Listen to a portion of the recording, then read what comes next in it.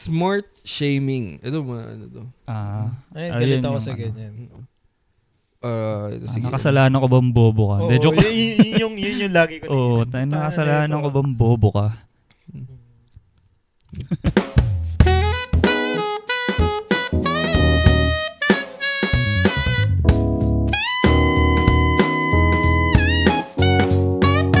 Hello!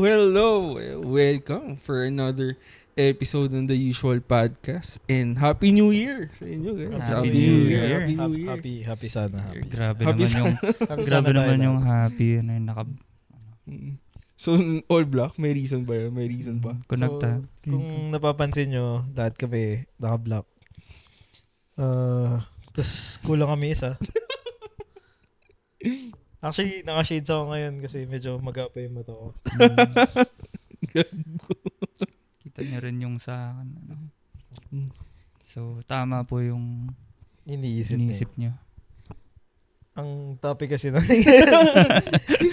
So yeah, for this episode, ang topic is toxic Filipino culture. So, yeah. Toxic tayo? So, pag-uusapan natin yung pamilya ko.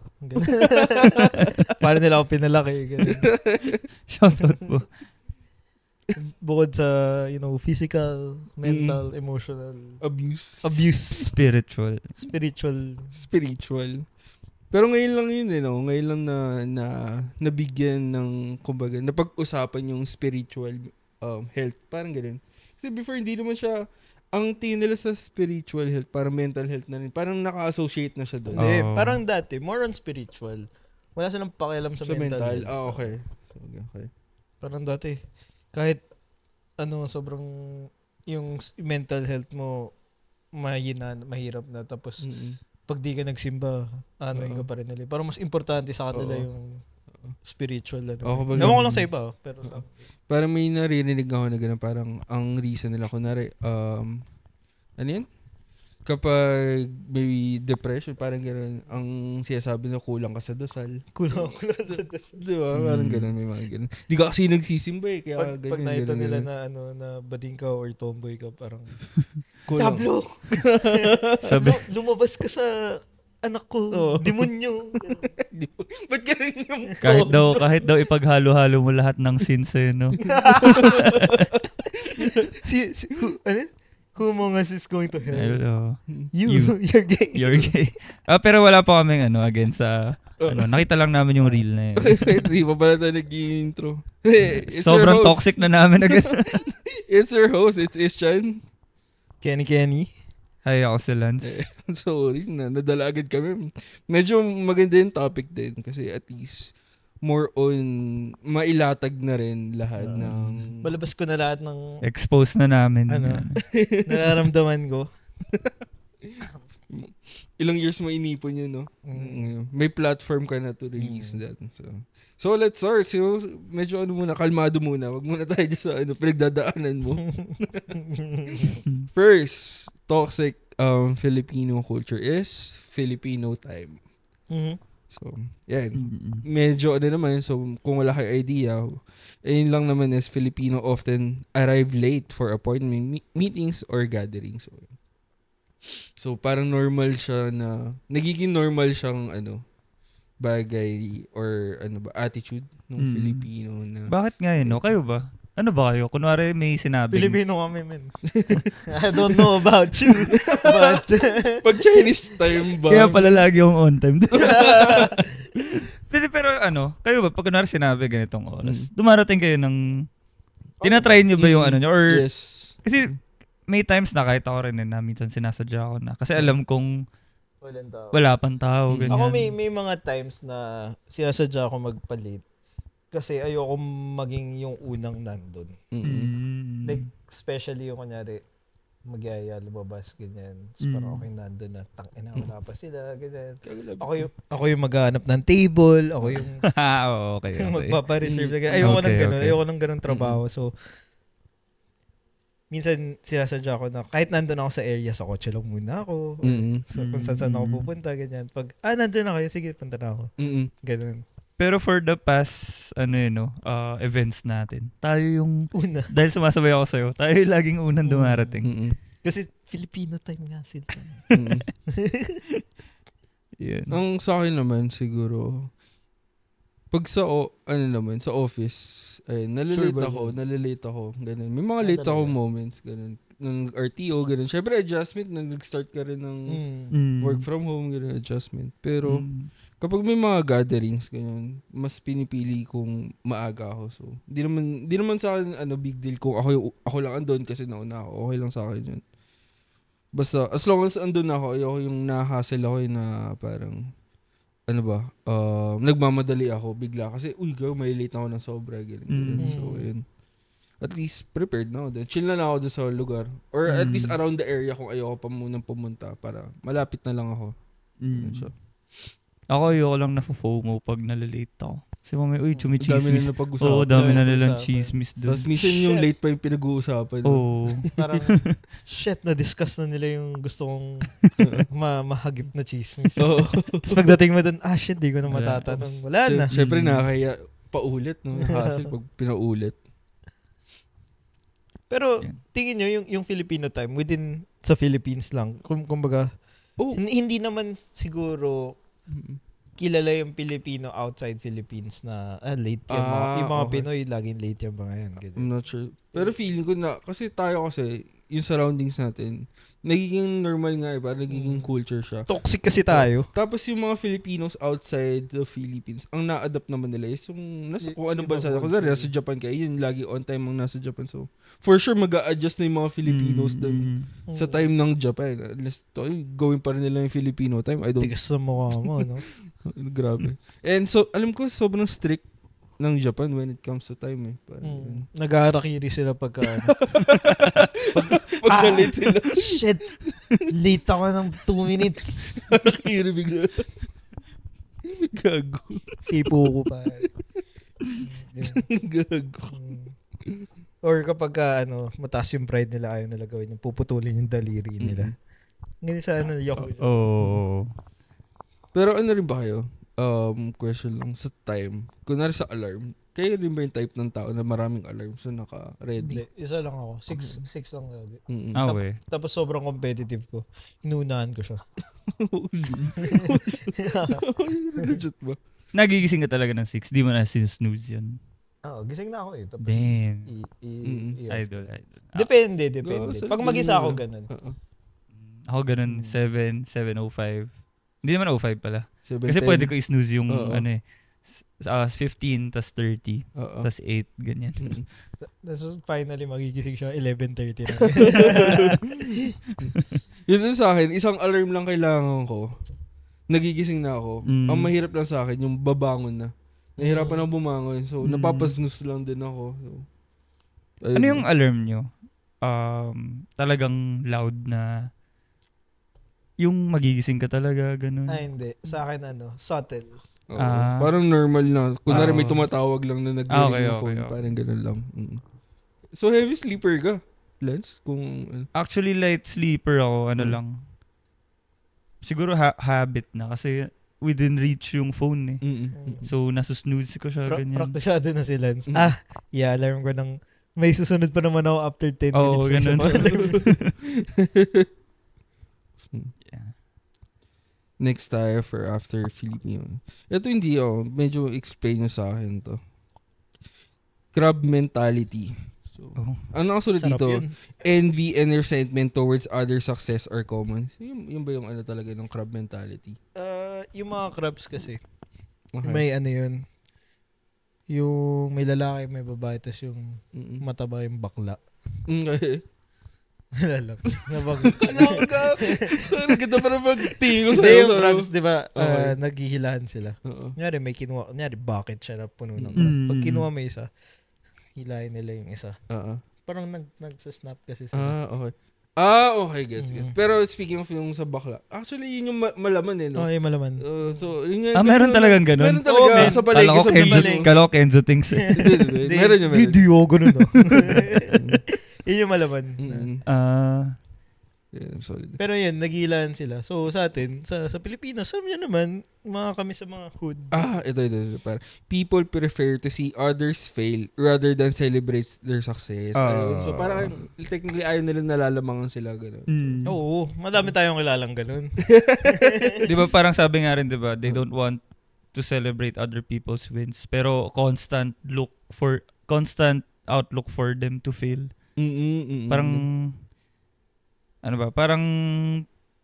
parang sobrang siguro subconsciously nakabantay yung iba na sana mag-fail to ganyan or ano. Bakit naman gano'n? Wala, Pinoy Uy, hindi naman siguro Pinoy. Baka joke lang. Kaya nga crab siguro. Kasi ganun yung mga utak biya. Ano yung biya? Hindi ba yun yung sinasabi nila? Utak biya. Baka crab yung biya. Baka. Parang ang madalas ko nakikita ganyan sa social media, yung mga ganyan. Mga basher, no? Mga basher. Lala talaga. Yung sobrang may sineselebrate ka lang na win. Tapos bigla sabihin nila, ito na. Di mo nalang pamigay yung pera. Pamigay mo nalang pera. Anong pakialam mo? Or kunyari meron pa dun yung mga... Ano yan, no? Yung nangyari dun sa anak ni Kuya Kim. Kuya Kim? Bakit? Di ba anak niya si Emmanuel Atienza na parang pero hindi naman legit, pero parang nag-content lang sila ng parang guess the bill nila, ganyan. Okay. Tapos ang daming comments na sana pinapamigay nyo na lang sa may hirap. Okay. Hindi ko alam yun. Pero may ganun pala. So, pero ang hassle nung ganun na parang bakit i-share yung hard-earned money nila, diba? I mean, pwede naman i-share. Kung gusto nila i-share. Sa tao yun. Wag mo nang anuhin na... I mean, hindi sila masamang tao porket parang ganun nagiging ganun. Nag-splurge sila. Ganun. Not unless yung pera nila is coming from parang sa tao ng bayan. Like, diba? Doon kayo politiko pa ba sila, Kuya Kim? Hindi na, diba? Hindi na. Anak niya yun. Lalong hindi, diba? Hindi. Baka si Kuya Kim. Sa bagay. Anyway, so, okay lang kunyari. I mean, hard-earned money nila yun. Bahala sila kung saan nila gastusin. Kung gusto nila sunugin lang yun, okay lang. Yeah. Pero yun nga. Wag kayo epal yan. Ang hilig umi-epal din kasi nung may mga taong umi-epal in a sense na parang wala ka naman tinulong dun sa perang na-earn nila. Wala ka naman inambag din. Di rin naman ikaw yung gumastos. Tsaka di mo naman pera yun eh. Pera isa na rin yun, naisipin nyo na di mo naman pera yun. Tsaka, yun nga, yung when it comes to success, meron mga tao na parang, yun nga, kunyari na news ka kasi kunyari nanalo ka ng award somewhere ganyan. Tapos meron pa rin mga tao na may masasabi kahit hindi naman ikaw yung parang hindi mo naman gustong ma-news. Na-news ka kasi nanalo ka ganyan. Yeah. Tapos may mga tao pa rin masasabi na parang ano pa rin yan, parang tsumamba lang ganun. Yun ang crab, yun ang crab talaga. Oo. Porket hindi nangyari sa kanila. Yeah. Ano na? Ito ba yung Carlos Yulo ba yan? Parang ganyan. Isa pa yun. Diba? Ang dami nun nung time nung ni Carlos Yulo. Even pamilya nga. Doon feeling ko yun yung peak na lumabas yung pagiging toxic ng Filipinos. Ang lalaga. Daming na hit na check box Ang lala talaga. Pag sobrang toxic siya kasi naano rin ako, nag-invest ako ng time kung ano yun kasi tawag dito? Na-curious akong malala. Grabe mag-hate yung tao. Talagang sobrang kumbaga hindi na sila open to yung reason kung bakit ginagawa ni Carlos yung gano'n. Talagang blinded na sila. Isa lang yung tama sa kanila, which is family comes first, gano'n. Parang hindi nila inisip baka may reason naman si Carlos. Walang ganun. Parang, hindi, masama ka ng tao, ganyan. Parang, tapos parang, di mo deserve yung gold medal. Ganun. So, yung sabi, hindi niya deserve yung gold medal. Diba? Ano niya yun eh. I mean, blood, sweat, and tears yun eh. Training siya para doon. Baka naman, Carlos. Oo naman, isang lang. Ano ba mga binigay sa kanya? Kondo. Dami, pare. Kondo. Kahit yung Viva Max. Congrats, bro. May Viva Max? Pero binawi. Binawi. Ewan ko. Lifetime na Na subscription. Binawi. Pang-node lang namin ng ano. Ano yun? Chasing the Wild. Chasing the Wild. Okay. Ito next tayo. Smart shaming. Ito ano to? Ayun, galit ako sa ganyan. Ito, sige. Nakasalanan ko bang bobo ka? Oo, yun yung lagi ko Oo, nakasalanan ko bang bobo ka? Kayo, hindi nakakatawa. Feeling nyo, okay kayo kasi palibasa, parang minart shame nyo yung isang tao. Parang, hindi. So, baliktad yung lumalabas, men. Mas lumalabas yung pagkabobo nyo. Oo. So baka hindi nyo lang alam baka kasi di rin nila alam kung ano ibig sabihin ng smart shaming. Ito. People mock those who voice research-based opinions and dislike being corrected. So, ito yung parang phrase na madalas ginagamit ng nag-smart shame is, di ikaw na. So, kapag na yun, parang yun naman lagi. Parang sinasarcastic kayo. Ganun.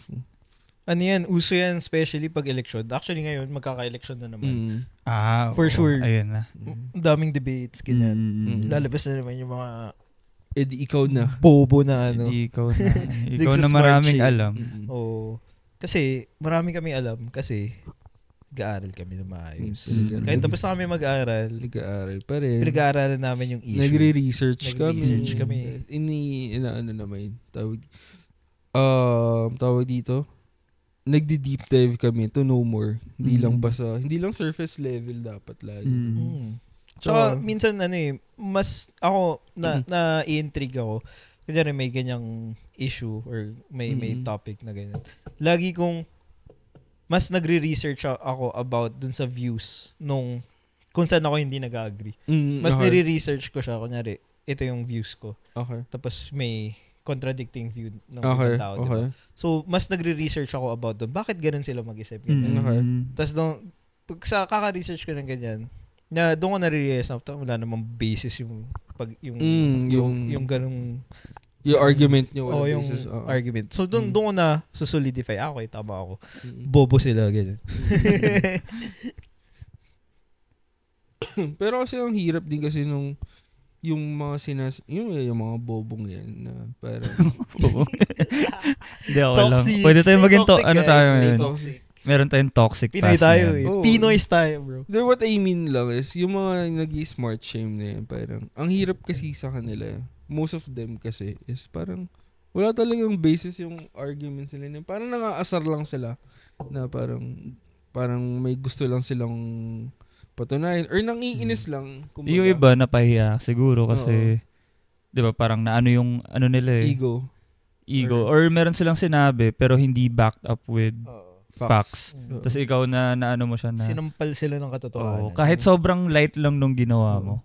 Na ano sila. Nanlamig yung pawis nila. Na ano yung ego nila. Kaya yun yung automatic response nung ano comeback ko? Di ikaw na. Hirap din. Na on the spot ka. May facts yung kausap mo. Yun yung mahirap.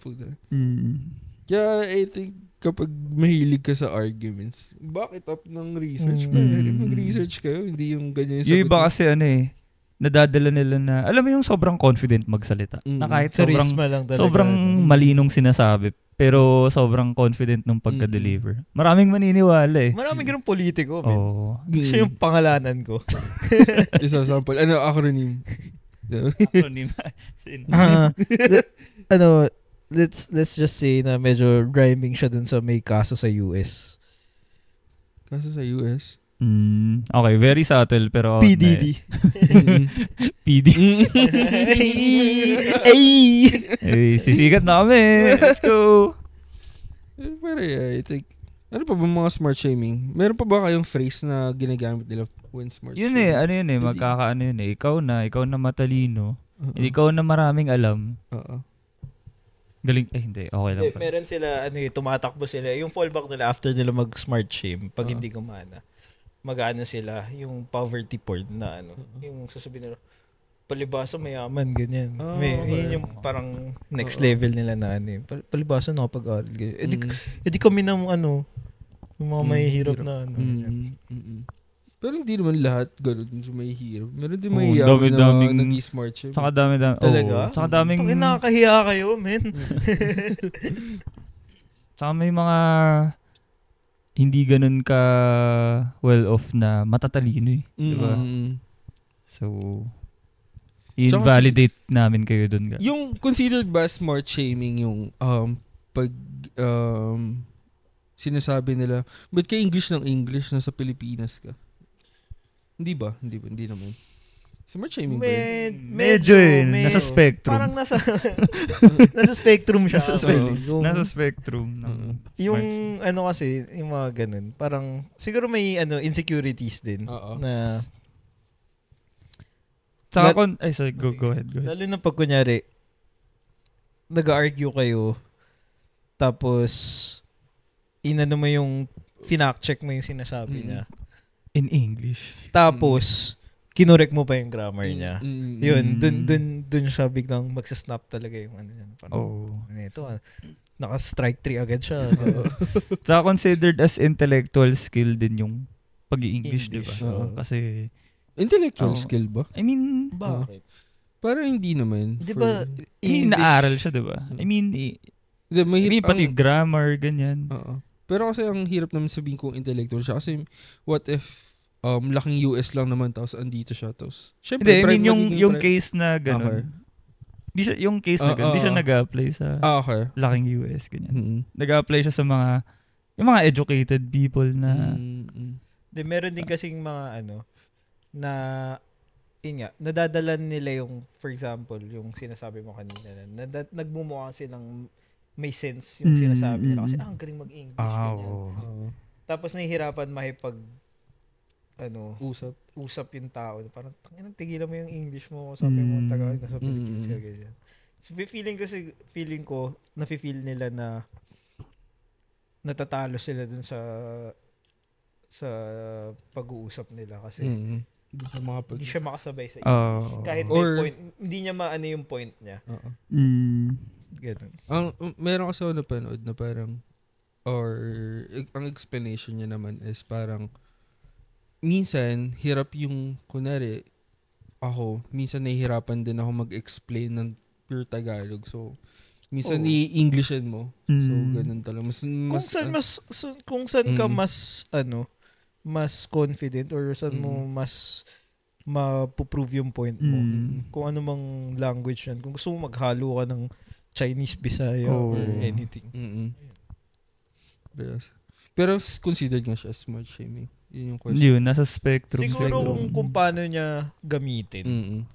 Na Pero minsan kasi, ang kasi dito, minsan talagang parang matalino ka na. Parang gano'n na parang kapag marunong ka mag-English, considered ka na agad na matalino. Parang may ganong ako dun. May inferiority yung kasi na ng brain mo nako-construct niya yung parang on the spot niya nako-construct na tama yung grammar. 'Di ba? Ano yun connected siya sa katalinuhan. Sa bagay. 'Di ba usually ganun. Pero hindi naman sinasabing bobo kapag di ka marunong mag-English. Kasi, naman. So, actually, Pilipino lang yung ganun mag-isip. Kasi most other countries, na mga non-English speaking countries, hindi mo talaga nag-English. Punta ka sa ibang bansa. Other Asian countries like Korea, Japan. Most Asian countries. Actually, Pilipinas lang. Yung very, Singapore, ganyan. Yung English as a second language, I would say. Even yung mga, diba, kahit nga simple tsaka diba? Wala silang pake, man. Wala silang pake. Sobrang perfectionist ng Filipinos when it comes to English talaga. Scary, no? Scary na parang na-judge ka na based doon. When parang hindi naman lahat parang tao dito kayang mag-aral ng English, yung ganun. So, hindi, pero kasi sa atin, tinuturo kasi yung English simula bata. Kahit saan ka mag-aral, andyan na yung English subject talaga. Kahit public school, kahit private school, English subject andyan na simula bata. Nakausap ko yung isang office mate sa Thailand, I think.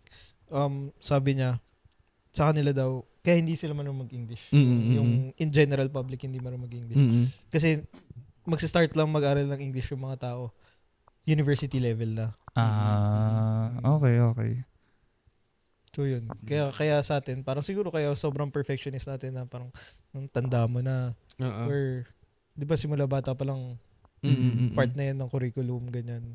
Tapos hindi mo pa rin na naiintindihan o hindi mo pa rin alam paano gamitin. Actually, yung mga foreigners, di ba? Like yung mga saan ba silang pupunta? Boracay, yung mga ganyan. Natutuwa sila dahil marunong yung mga tourist guides. Tsaka personal experience nung nagbora ako. May mga na-meet ako na German and Russian people. Okay. Tapos yun, nagko-converse ako sa kanila ng straight. Tapos sinasabi nila na parang Pinoy ka ba talaga? Parang ganun, Pinoy ka ba talaga? Kasi iba daw yung, grabe daw yung English ko na sobrang naiintindihan daw nila, So, yun, natutuwa nga sila pag ganun. So, helpful din. So, practice your English, guys. Wala namang din. Actually, yung mga bata ngayon, younger people ngayon, mas mas fluent sila mas... Nagsasalita na yung cartoons nila Simula, laking Cocomelon kasi tayo, Mr. Bean tayo. Nga, hindi nga nagsasalita si Mr. Bean. Daddy. Steak tartar. Anyways, move on na ba tayo sa smart shaming? Yeah. Baka mas smart shame na tayo sa comments Utang na loob. Debt of gratitude. Dami na nga utang. May utang pa na loob. Dami ng utang ng Pilipinas. May utang na loob. So, Ako ayoko ng utang na loob. Ang hirap din kasi yung para sa akin, kung gagawa ka ng maganda, huwag ka mag-expect na... Oo. Huwag ka mag-expect na gagawin din sa'yo. Kasi yun yung reality talaga na huwag mo isipin na just because may ginawa ka maganda sa isang tao, i-return niya agad yun ng same way or same value or same same level. Ganun. Or reciprocate. Reciprocate. Exact word. Especially kapag relative or let's say parents mo mismo yung ganun. Yung kailangan mo tumanaw. For me, hindi siya dapat ka tumanaw ng utang na loob sa parents mo. It's more of respect na hindi ko sila tatratuhin ng masama kasi, pinalaki, bukod sa binubugbog nila ako, ganun. Hindi kasi may mga parents na na parang tumanaw ka ng utang na loob, parang pinalaki kita, ganyan. Pinag-aral kita, ganyan. Pero pagka sinusumbatan ka na ng ganun, parang mapapaisip ka, parang ginusto ko ba na mabuhay? Kasi, wala naman akong choice Or tsaka, ikaw as a parent, ano mo na yan parang responsibility mo yan na hindi mo dapat sinusumbat sa anak mo na pinalaki mo siya. Kasi ikaw nagdala niyan dito. Tsaka alam ko, correct me if I'm wrong, comment nyo naman. Kasi hindi ko finact-check to parang nasa raw siya parang nasa law na kailangan obligado ang pamilya sa anak nila hanggang lumaki or what. Ganun. Kumbaga, nasa rule siya. Moral law. Moral siya, moral. Nasa batas talaga siya. Hindi mo dapat susumbatan yung anak mo. Kasi wala naman silang choice dyan Paano nila pag-aaralin yung sarili nila sa ganung age, diba? Paano nila papakain? Ginusto ba nila mapanganak dun sa pamilya mo, di ba? Kung pwede lang mamili. Doon ako sa hindi nang bubugbog. De joke lang. Pero on the brighter side, I think yung mga parents ngayon, medyo open na sila na nare-realize na nila I think yung mga younger generations, yung gusto mag-break ng generational trauma. Yeah. Kasi yung mga na-experience din nila. So ayaw nila ipa-experience sa mga anak nila. Ganun. In which yung ibang generation naman, ganun sila mag-isip. Kung ano yung na-experience ko, dapat ganun yung ma-experience mo. Kasi ito yung nag-work sa akin. Ito, naging matalino kong anak dahil ganito yung treatment sa akin ng magulang. Ganun. Pinapaload ako sa munggo kapag may bagsak ako sa school. Yung ganun, mga ganun bagay na baka ginawa din sa kanila. So, I don't know. Then, tawag dito. Actually, si mommy, i-shoutout ko lang mom ko. Parang sobrang solid niya kasi, na siya, nag-mature siya ngayon na parang mas aware na siya yung hindi na siya kumbaga napag-usapan namin dalawa, parang nag-one-on-one to kami ng mom ko na parang napag-usapan namin yung ganyan. Na parang, naging ano siya, accepting naman siya. Tinanggap niya yung opinion ko about it, about din sa financials, naman. So, yun, galing din. Sobrang, di ko in-expect. Pero, minsan kailangan din talaga mag-voice out sa family. Or sa magulang nyo, ganun. Pero, at least try pa rin. Try nyo pa rin kausapin yung parents nyo about the situation kapag ganyan yung utang na loob. Pero wag yung bastos na na kasi yung utang na loob parang iniisip kasi iba yung definition nila ng utang na loob na parang kailangan pag mabait sila sa'yo, mabait ka din. Okay lang naman yung gano'n. Wag mo naman babastusin yung someone na nagpapakain sa'yo. Pero may mga ibang tao kasi na hindi nare-realize yun na parang minsan pinapatulog ka na nga dito, ganyan. Or basta inalagaan ka at some point. Tapos biglang ganun yung treatment sa'yo. Parang yung bastos talaga. May bastos talaga. Hindi mo ba naiisip na? Pero hindi dahil utang na loob. It's more of common courtesy. Pero nagmumukha siyang utang na loob. Kasi parang ikaw na yung parang sinasabihan mo na ganito, ginaganyan kita. Tapos, ganyan yung treatment mo sa akin. So, parang biglang nasa, na siya ng utang na loob. Spectrum na rin nasa spectrum na. ang hirap din kasi pag parang sobrang daming factors ng ganito kapag ganyan. Kasi minsan, kung ganun nagsusumbat na yung parents na gano'n, sobrang kupal din kasi nung anak. Baka naman talagang... di ba? Yun yung parang, yung kumbaga, parang hindi ma-realize nung tao or nung bata, ganyan. Kasi minsan not necessarily bata minsan kahit adult thinking person na may ganun pa rin yung minsan kailangan mo lang ulit uy baka i-reset na uy baka nakakalimutan mo wait lang ganyan ayun parang don't bite the hand that feeds you. Tama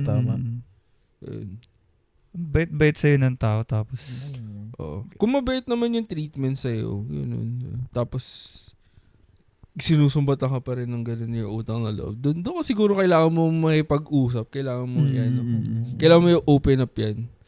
At least try your best na iparating or ipaintindi sa parents mo yung nararamdaman mo first. Better to communicate nyo muna talaga. Kasi minsan, iba lang din kasi yung pagkakaintindi ng parents. Baka kasi nila, okay lang. Kasi, kasi naging bata rin sila, naging anak din naman sila. So, baka sa kanila kasi, yun yung normal. Ganun. Pwede mo explain na hindi na po ganyan, hindi na talaga ganyan. Pero again, shoutout nga sa mga parents na, I think na, nagiging slowly, nag-open na sila with, mga voice out ng mga anak nila. Yeah. So, I'll share a story. Sobrang wild na to. Wala naman kaming lang to, parang theory ko lang naman. Parang, ang nangyari, parang, hindi, wag na lang. Masyado dark, wag na lang. So, wag na lang. Wag. Dark. Sige na. Wag. Sa atin lang. Cut na lang natin. Wag. Okay na tayo doon. Sige. Move on. Eto. Bawal mga twiran. Ano meaning? Ay, sorry. Bawal mga twiran. Reasons. Reason now. Okay. Parang older Filipinos believe they know it all and dismiss younger people's valid concerns. So, ayun lang. Parang kunwari, may pinag-uusap. May argument lang kayo. So, sumasagot ka na? Yes. Parang gano'n. Kunwari, may late ka lang umuwi.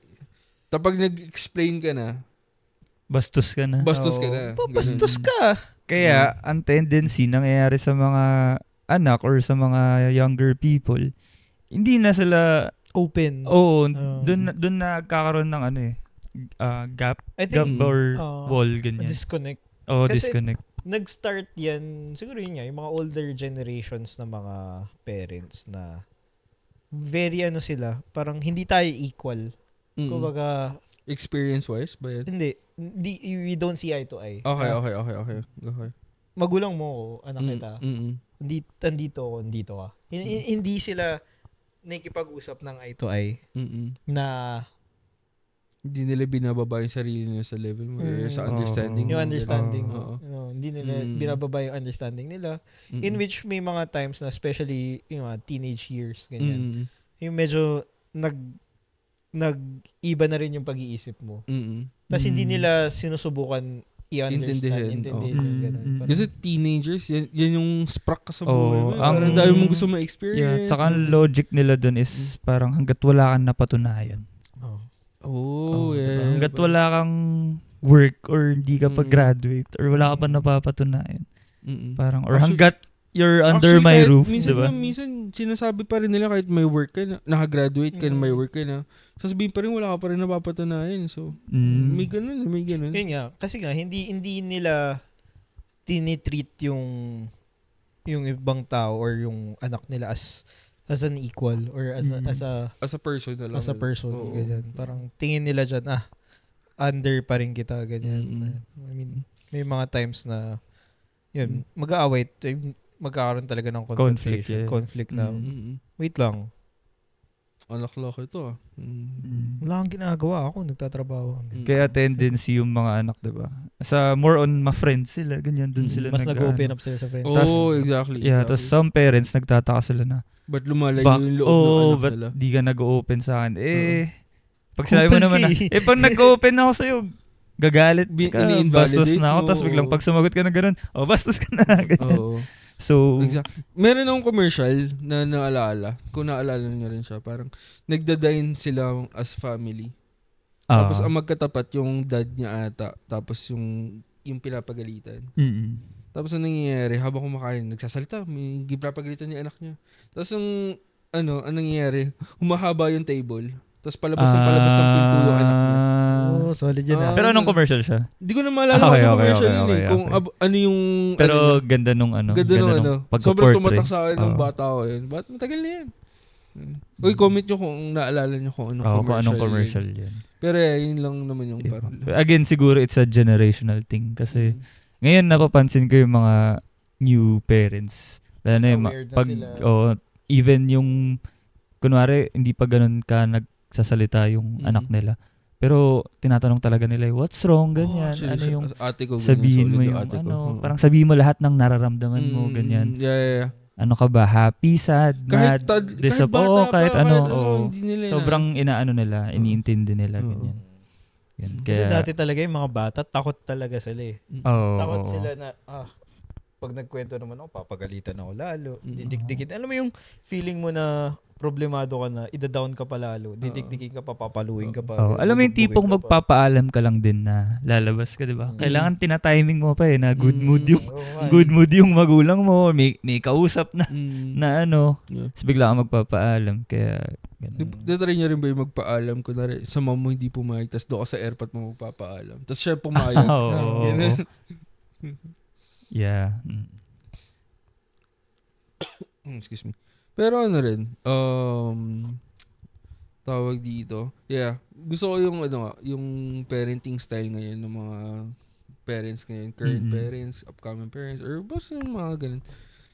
Or parang, even non-parents, di ba? Pero naiisip mo na ganun ka. Yeah, shoutout sa inyo. Sobrang, ang galing ng, parang, yun yung mga bagay na sana na-experience ko rin before na, parang, ano yun, yung pinapahingga ka as kid, nung bata ka yung mga pinagdadaanan mo. Kasi hindi naman porket bata pa lang, wala nang pinagdadaanan yun. Wala na silang kinaka-stress. Kasi minsan, yung bata, pag walang na, sila, kumbaga, let's say bagong dating siya sa school, bagong transfer. Siyempre may stress, may anxiety na bago ako dito, baka binubuli pala eh. Tapos, di niya masabi sa parents niya kasi, ayun nga, baka pagalitan lang din siya. Nadidismiss siya, ganyan. Lalo na yung mga bata dati, yung mga closeted na bata. Yung mga? Closeted. I mean, hindi pa nagka-come out sa closet. Okay. Parang, ano mo yun, sa school, binubuli na sila, ganyan. Tapos sa bahay, hindi rin nila makwento. Ganyan. Yeah. Kasi, isa ako sila bigla. Isa rin yun. Hirap yun. Pero ano rin ako, nabully ako nung bagong transfer. Hindi naman malalang bully na parang saglit lang siya kasi pinatulang ako. Palaban naman kasi din ako. Parang ang nangyayari sa service parang pauwi na. Tapos may isang parang matagal na nag-aaral doon tapos bagong transfer lang ako. First time ko umuwi, nasakay doon sa service. Parang binubuli niya ako, parang pagtatawanan niya ako, ganyan. Tapos kinakalabit-kalabit niya lang ako. Yung parang nang aasar lang, ganyan. Uy, bago ka dito eh. Ang ginawa ko, sinaksak ko ng ballpen agad eh. after nun, wala. You don't mess with me. Sinaksak ko ng ballpen. Asserting dominance agad. Ganito pala sa Zambales. Sa ano na ako nun? Sa Manila na. Hindi, yun yung naisip niya. Okay. Grabe naman mga tiga-Zambales. Wal pala yung mga taga-Zambales. Sinaksak ko siya ng ballpen. Afternoon, wala. Kasi ang yabong niya kasi, parang close siya dun sa high school. Na may kuya. May kuya siya. Kuya-kuyahan niya. Na parang kala niya kung sino siya. Sinaksak ko siya ng ballpen. Anyways, okay. Utang love word. Bawal mga Twitter. Ito ngayon ko lang narinig. Baka familiar kayo. Padrino system. Familiar kayo or no? Nepotism, ganyan. Ano ba ng padrino? So ito, the padrino involves security jobs or promotion through connection, not merit. So kumbaga politics ganun. No, parang ganun. Minsan 'di ba sa even sa mga corporate di ba may politics ganyan. Kaibigan ni daddy. Yeah. So ito, may explanation. Why padrino? So yung term na padrino comes from the Spanish word for godfather. Padre. So, reflecting the influential role of patrons in securing favors. Mga ganun. So, yun nga, parang pinopolitika lang. Partly, nasa spectrum din siya ng utang na loob no? Oo, pwede na. Mabait, nakiusap si paring ganito, ganyan. Kunin ko daw yung anak niya, ganyan. So, habang buhay na isusumbat yun. Lalaanan. Nyari, sabihin natin established businessman ka na. Pero nung nagsi-start out ka, tumulong sa'yo yung itong ganyan. So yung in return, tutulungan mo naman ngayon yung anak niya kasi tinulungan ganyan. Parang nasa spectrum din siya ng utang na loob. Yun nga, sabi nga dito, these are unqualified people who get government jobs because of their backers while displacing more qualified candidates. Nasa din yan, man. Actually. Parang si Kate, di ba nakapasa? Ay, wala. Cut nyo to. Hindi okay. Mamaya na. Okay. Pero marami yun sa politics, Yung mga, or hindi lang actually politics, Pati, actually, mga private, companies, yung mga ganun. Yeah. May naalala ko, may napanood ako one time sa TikTok. Alam mo yung Gilas team, yung basketball team ng Pilipinas. So, may Gilas under 18, under 17, ganyan. Okay. Tapos, pinapanood ko. Tapos, parang sinasabi nila na, check ko yung comments. Tapos parang, kasi natalo sila, tinambakan sila ng US. Parang 70-something yata yung tambak sa kanila. Tapos parang ang comments ng mga Pinoy na parang, yan kasi puro rich kid yung kinuha nyo, puro may backer, ganyan. Okay. May napanood ako dito sa TikTok, ang galing-galing na bata, di naman sinali, ganyan. Parang, sarap looban ko.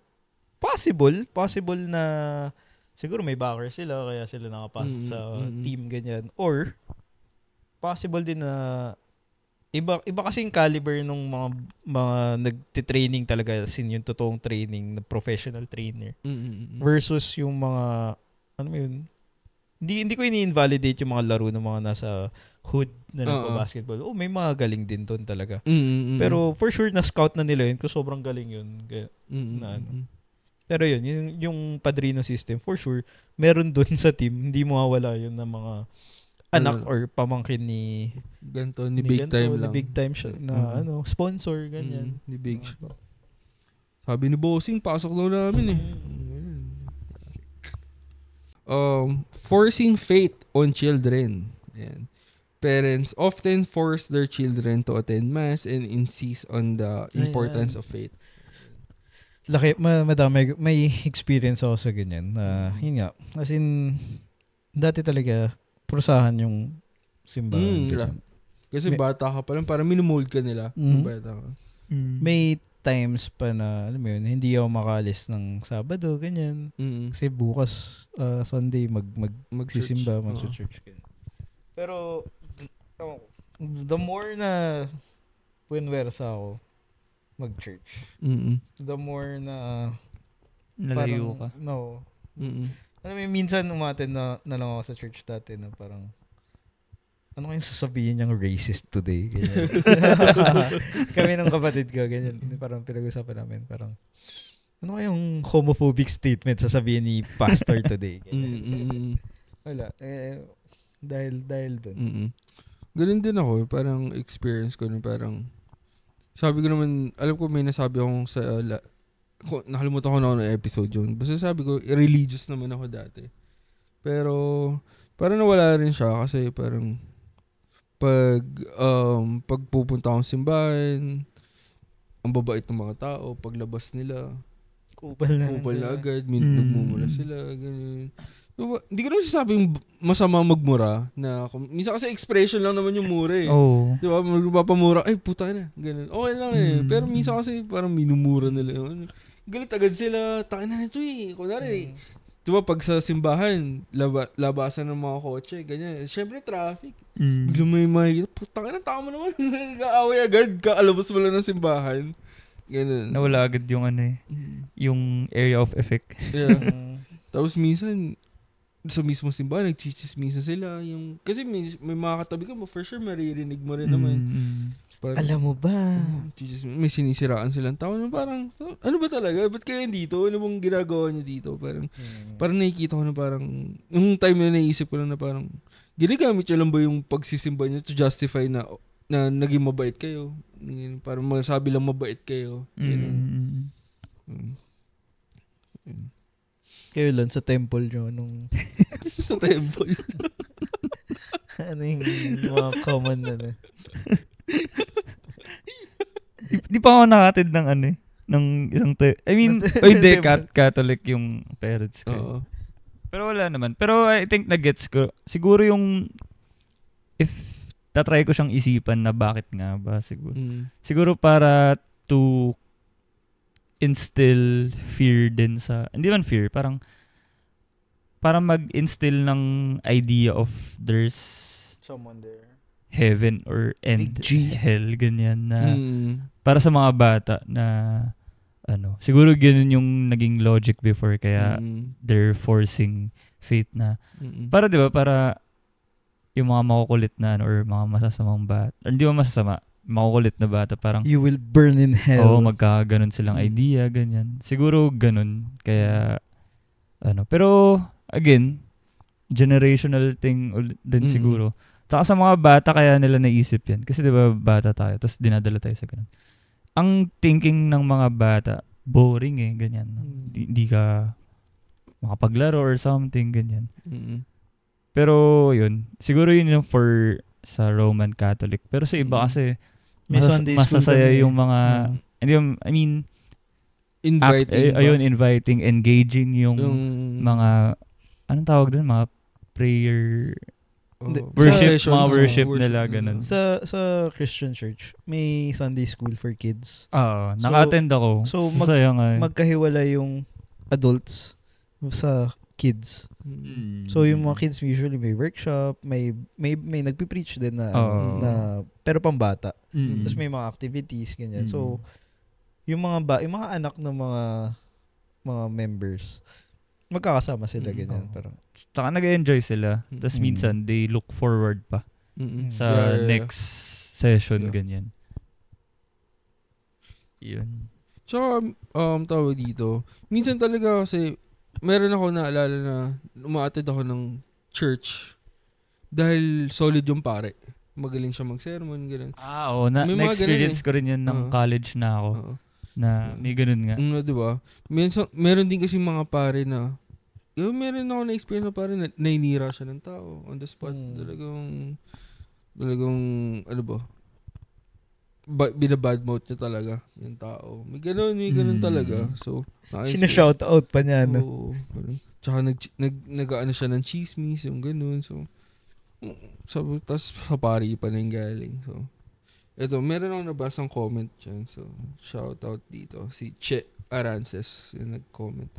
So, kids forced to attend church may develop faith based on fear Ayun. of yung, reprimand rather than genuine belief. So, it's better to explain the importance of faith in church attendance so children can understand and appreciate it. So, kumbaga parang bigyan mo pa rin ng choice yung bata na pag naintindihan na nila, oh shit, gusto mo ba? Ganun. So, kasi dun papasok kapag hindi gusto ng bata, natutulog lang sa simbahan. Diba? Tapos nagtatakbuhan. Then nagiging playground yung simbahan. Ganun. Natutulog kayo dun simbahan? Oo. So, 90% ng 90%? Nas pag nalimpo ka bata ako. Hanggang ngayon. Kailan yung last time na nagsimba kayo? Last ilang weeks. By siguro November yata ako. Sa isang taon, bilang lang sa isang kamay ako magsimba. So, parang piling-piling araw lang na parang shit, kailangan ko magsimba. Ganun. Pero yung pinaka-recent ko lang is last December lang din, this month. Wait, so yung November mo, like mass yun, ganun? Last month pala. Okay. Actually, medyo nag-give up na sa akin yung Paris ko. Dati talaga sobrang Sunday, forced talaga ganyan. Kahit hangover ako, simba ako, ganyan. Tapos yun, kakain ako. Ang ano ko dun, ang ritual ko, magmi-mini-stop kami ng kapatid ko bago mag-service. Tapos pagka sa service na, aircon usually yung Christian services, diba? Okay, it's time. Tulog na ako. So, pag nagising ako, kikinig ako, ganyan. Tapos parang may listahan ako sa utak ko na may mga sinasabi nila na parang i-bring up ko mamaya. So, para sabihin, ay nakinig ka, ganun. Hindi, wala lang. Parang point of conversation lang. Susumbat mo. Kunyari may nag-uusap parang, sabi nga kanina, ganito, ganyan. Naalala niyo yung Catholic school ba kayo? UST, Catholic school. Shit. Yung mga grade school, high school niyo, hindi kayo Catholic school. Buddhist. De joke lang. Kasi sa amin, communist. Sa amin, parang nire-require kaming, may isang subject i-require ka to attend mass. Kasi may theology, parang ganun. Mass attendance. So, papapirma ka ng attendance mo sa pare after ng mass. So, may ganun siya. So, parang, pag ganun naman, parang hindi na kusang loob yung batang pumupunta dun sa church. Parang binibigyan mo lang ng reason na para ka pumasa sa school. Kaya marami ring nawawala sa faith after. Kasi nawawala na ng reason kasi kunwari graduate na. Kasi nakikita na nila yung ganun yung experience nila before. So parang anong point? Pero yung iba naman na actually mas okay nga yun yung nakukuha nila yung faith kapag adult na sila.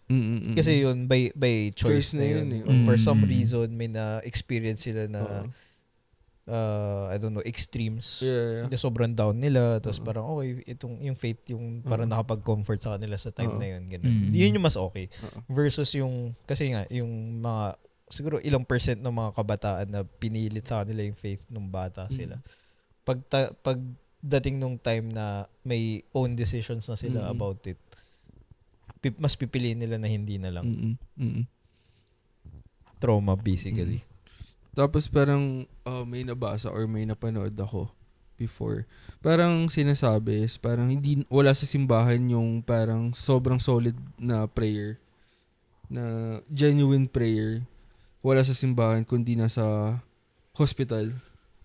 Iba na daw magdasal yung tao kapag nasa hospital. Yung pag mga nasa emergency room na, yung mga ganun. Sobrang paano ba yung term? Yung parang solid. Parang, Tulungan nyo ako din. Mas sincere, ayun. Mas sincere yung prayers nila. Mas galing sa puso talaga nila yung prayers kapag ganda na sila. Gano'n naman talaga, di ba? Parang pagka sobrang nangangailangan ka na, doon lumalabas yung parang pagka-sincere na. Parang, tulungan mo ako. Hey God, your boy's back. Knocking on your door. Okay, next tayo. Comparing to others. Filipino frequently compare themselves to others, causing unnecessary pressure. Para sa bad habits to Bad habits episode. Nabanggit natin yan. Pero meron ding bad toxic Filipino culture yung kino-compare ka ng parents mo sa anak ng iba. Anak ni Tita Chona. Ganyan. Tita Chona? Sino yun? Diba? Tita Chona, comment down. Yung anak daw ni Tita Chona. Cum laude. Ikaw. Masaya. Kaya nagkakaroon ng reasoning before na kapag mababa yung grade mo na, yung pinakamatalino nga sa amin, mababa din yung tsaka yung pinakamatalino nga, nahirapan eh. Ganun. Mga ganun eh. Kaya ayokong nagiging kaibigan ng parents ko yung parents sa mga kaklase ko eh. No-compare talaga. Masisilip eh. Kasi iba-iba yun eh. Iba-iba talaga. Parang di nila nare-realize na talaga. Iba-iba yung way of thinking ng mga batas, way of learning. Skills Lalo na yun. Kasi minsan talaga legit yung sa mga bata na mas natututo sila kapag nanonood kesa sa nagbabasa. Totoo. Diba? Iba-iba nga yung learning styles. Iba-iba yung learnings. And hindi naman kaya i-cater ng mga teachers yun lahat before. So, meron talaga nakukulelat na bata, ganun. So, before kasi ang materials lang natin talagang reading lang. Reading, yeah. Ngayon, diverse yung Anyway, going back to comparing. Hindi necessarily Filipino siya eh. I think even iba. Mahilig sila, lalo na with the rise of tech and social media. People tend to compare themselves to other people's lives talaga.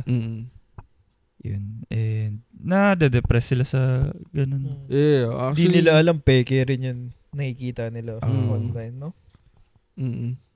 Kasi for sure, yung kino-compare din nila yung So, mag-iba lang yung tingin nyo sila, kino-compare nila kasi ano yung mali ko, hinahanap nila to make it better. Ikaw kasi, dina-down mo lang yung sarili mo, baka ganun. So, ganun. Minsan may good thing din naman yung pag-compare, pero kasi nakakaisip kayo, what can I do about it? What can I do better? Ganun. Yung masyado kang comfortable, hindi ka pala, masyado kang comfortable sa kung nasan ka ngayon, na hindi mo alam na meron pa palang mas okay na situation. So, next, since naka 1 hour na tayo, wrap up na tayo for this part 1. Mocking struggles. People often mock those who try and struggle, laughing at their difficulties. Parang ito, mga nakikita ko dito is parang pinagtatawanan nila yung mga taong nagtatry ng bago. Kasi parang kunwari ikaw, di ka magaling mag-basketball. Galing ako mag-basketball. ibang di ka situation. So, kunwari, di ka magaling mag-basketball. Tapos nag-try ka, syempre, banu ka talaga sa umpisa eh. Pero yung mga tao sa paligid mo, pinagtatawa na ka na, ito, banu-banu ito. Huwag ka na mag-basketball. Lang future dyan. Ginaganon na. So, parang part din siya ng crab mentality no? Kasi nga spectrum din sila. Parang inaabangan mo nga for that person to fail. Saka hilahan. Hinihila mo, parang sa start pa lang, dinadown mo na agad, diba? Mga tayo na mamaya, mas magaling pa yan sa'yo after. Kasi people, you need to start at some point din naman na banu ka talaga. Walang pinanganak na magaling na agad sa isang bagay. Sure ka? Ikaw ba yan? No, parang siguro may mga gifted talaga na generation of miracles. So, yun. Pero kung nakikita niya nagtatry yung isang tao, Huwag niyo, huwag niyo i-down agad. Actually, dun din nakakaano siya ng confidence di ba? Kaya ang hirap mag-start ng something new. Cause it's the start of something new. Musical na naman. Feels so right to be here with you. Oh. Yun, kaya ang hirap mag-start ng bagong hobby or bagong kahit yung journey sa pagpapapayat, ganyan. Parang may mga may mga tao na tatry kang pigilan. Yeah. Not directly, pero kaya ang hirap mag-start ng bago kasi parang nagsa-start ka pa lang, dinadown ka na nila agad. Minamak ka nila, ginajudge ka nila. Tapos hindi wala. Kung ayaw, kung naapektuhan ka, parang wag na lang. Hindi ka na lang gagawin. Sulat na ako ng letter pag namatay ako. Kayo sisisihin ko. 13 reasons why. Oo. Ano nyo Ayaw nyo akong pag-gymin na. Tinan nyo, inatake ko sa puso dahil sa inyo. Salamat nyo to. Pero I think, ang sad lang na nag-i-invest ka to hate or to pull down that person. Tapos, ang laking energy rin kasi yung binibigay mo For sure, yung mga gumagawa na may amount of time silang nilalaan to hate someone. To hate, yeah. Isipin nyo kung alisin yun, mas may maganda kayong magagawa sa buhay nyo. Sinasayang niyo yung oras niyo to hate.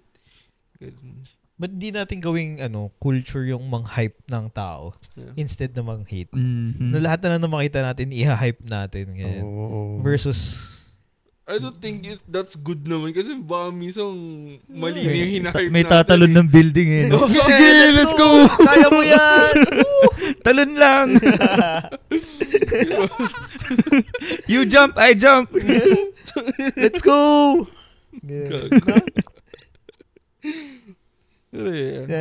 Tinutukan ng baril. Sige, putok mo! May nagsusuntukan. Or may nag-aaway. Wag niyong Wag niyong awatin. Anyways. Last for this episode. Financial lifeline. So, unmarried individuals are sometimes seen as financial lifelines, expected to lend money easily as they were human ATM. So, parang iniisip ng ibang tao na parang porket wala ka pang anak na marami kang pera. So, share the money muna. Parang gano'n. Na parang obligado ka mag-share. Kasi wala ka namang anak. Gano'n. So, malaki ipon mo. So, not all malaki ipon porket wala pang anak. Little. Or, baka pinili nilang walang anak. Hindi mag-anak. Para ma-enjoy nila yung benefits ng ipon nila. Or ma-enjoy nila yung kita nila na wala sila pinapakain na extra person, ganyan, pinapaaral. In which, ako personally doon ako sa ganung direction yung gusto kong tahakin sa buhay na gusto kong ma-enjoy yung yung kinikita ko, ganyan. Versus, hindi ako nagtatrabaho ng malala or hindi ako gagrind para ma-enjoy nyo yung kita ko. Nag-grind ako para ma-enjoy ko yung kita ko. Diba? Tsaka sa, siguro generational. I think most of the toxic traits written there. Older generations. Pero kasi ngayon, diba? Dahil sa age natin, hindi malaking percent yung may mga families na kasi ina-enjoy pa natin yung diba, 29, 30 na pero wala pa rin, single pa rin. I mean, unmarried pa rin, ganyan. Or may mga married na pero wala pang kids, ganyan. They choose not to have kids. Kasi ina-enjoy pa yung yung sariling kita, ganyan. Siguro rin before kaya nagiging generational yun. Kasi before wala namang platform to share this kind of toxic behavior. So hindi sila aware na toxic na pala yung ginagawa nila. Kung nasa isang community sila na pare-parehas lang yung ginagawa nila sa mga anak nila, akala nila normal. Na parang, ginagawa naman yan. Binubugbog ko yung anak ko pagka ako sinagot ako ganyan, bubugbogin ko yun. So, parang sinasabi, okay lang kasi ganda naman yung ginagawa nito. Pero nung nagkaroon na ng internet, na-share na ganito, na hindi pala pwede. So, ayun. Bawal pala manakit ng anak. Bawal pala hatawin ng bakal ng belt yung anak. Whoops! Whoops! Sorry. Nataas yung kamay. Whoops! Anong favorite nyo? Weapon of choice? Yeah. Nag-uusap sila mga magkumpare, no? Bad trip isa. Sinagot ako ng anak ko. Talaga, di ko tinatolerate yung ganyan. Yung Pag ako sinagot ng anak ko, Nako! Ang balusin ko agad. sige nga, matry ko nga. Tinan mo, magtatanda yan. Huwag kang papayag na ginaganyan ka ng anak mo. Pero again, going back to enjoy nyo lang yung earnings nyo yan Earnings. Share, hindi masama mag-share. Share what you can. Oo. Kung may extra ka, go share it. Mas masarap mag-share kapag Bukal sa naisip, loob. pag naisip mo, bilang ko nga ng ganito si ganyan. Or, hindi yung obligated ka to pagawa ko nga yung bahay namin. Hindi obligadong magbigay ba? Kada buwan, ganun. Pero again, if ginagawa mo, go or ahead. If kailangan naman talaga. Diba? You do you pa rin, ganyan. Yeah. I think we're good for this first part. No? Abangan nyo yung second part. Stay tuned. Marami pa. Marami pa kami katoxican na ilalabas. Sa kung napansin nyo, namin, gina-justify namin yung, I mean, di man justify. I think we're trying to understand kung bakit nga siya, before ganyan. This episode is not that. Sa lahat ng mga nabanggit nyo ng mga katoxican, ano yung favorite? Ano yung tingin nyo na pinaka a bit acceptable ganyan? Meron may naisip ako kanina kaso wait lang. Yung parang talaga masama pala yun ganun or hindi? Paano sorry hindi ko mag-get yung question. Yung tingin mo sa lahat ng pagiging toxic, yung tingin mo na tolerable siya? Filipino time. Ayun natin naisip ko. Yun natin. Yung iba guilty kayo dun sa Pilipino time. Oo, kasi parang naman siya. I mean, ako naging rin ako daw kasi nainis na ako na Filipino time. So, ako, binago ko yung sarili ko kasi ayoko nga ng ganun. So, yun. Filipino. As much as possible, yan. Pero minsan, syempre, nauulit pa rin naman. Di naman ako religiously na on time lagi. So, mga Filipino time pa rin naman ako. Ganun. Ako, pinipili ko lang maging Filipino time sa mga situations. Na hindi dahil malilate ako kasi Pilipino o ganyan. It's just pinipili kong hindi maging first doon. Yeah. I mean, I still try na maging nandun on time. Pero pag nabalitaan ko na, shit, papunta pa lang sila, wala pa tao, ganyan. Okay. Hindi mo na ako pupunta sa main venue. Sa parking lang muna ako. So, ngayon. Last question pala. Sa 10 na to, na shinare na natin, ano yung tingin nyo yung pinaka-OA na? Yung wild ba? Share ko, banggitin ko ulit. Filipino time, crab mentality, smart shaming, utang na loob, bawal mga tuwiran, padrino system, crab para sa force, faith, comparing mocking financial life. Crab? Yeah. Kasi yung crab, medyo pillar siya ng toxicity. Oo. Parang ito siya yung parang spectrum siya yung major sa Maslow's nandun siya sa malaking crab mentality. Ito yung for sure hindi lang Filipino yung crab mentality for sure. Ito talagang rin. Meron din sa mga ibang bansa or ibang culture, meron din ganoon. Kung pwede lang alisin yun, no? Sa 10 yun yung pinakamagandang alisin, no? Crab mentality. Kung pwede ka lang mag-erase ng toxic. Kasi kung tinanggal mo siya, madadamay mo yung iba. Makukuha, mawala din. Lalo na yung mocking ng mga what could have been. Diba? What the world could have been nang walang crab mentality. Walang crab mentality, no? lumilipad na yung mga... Kumbaga yung tao, lahat masaya sa wings. Skyscrapers. Puro skyscrapers na yun. Uy, na-imagine nila. yung How I wish. So, parang yun. So, I think, we're good. Yeah, we're good. Stay tuned for the part 2. Hindi pa kami tapos. Malay nyo, nandun pala yung toxican na inaabangan nyo. Sa episode 2, lalabas naman namin kung Gano'n kami ka-toxic. Kami na. Sabihin tayo, boring naman eh. Ito, inaano nila yung, inintindi lang pala nila. Ano pa lang yung, binibrief namin kayo kung ano yung katoxican, yung mga possible na toxic traits. Then, next episode lalabas namin. I-enumerate namin kung ano ini-embody namin. Ito, gusto ko to. Ayan. Ayan. Ito everyday ganito ako. Ito yung ile-level up kong skill ko. So, stay tuned. Stay tuned. Right. And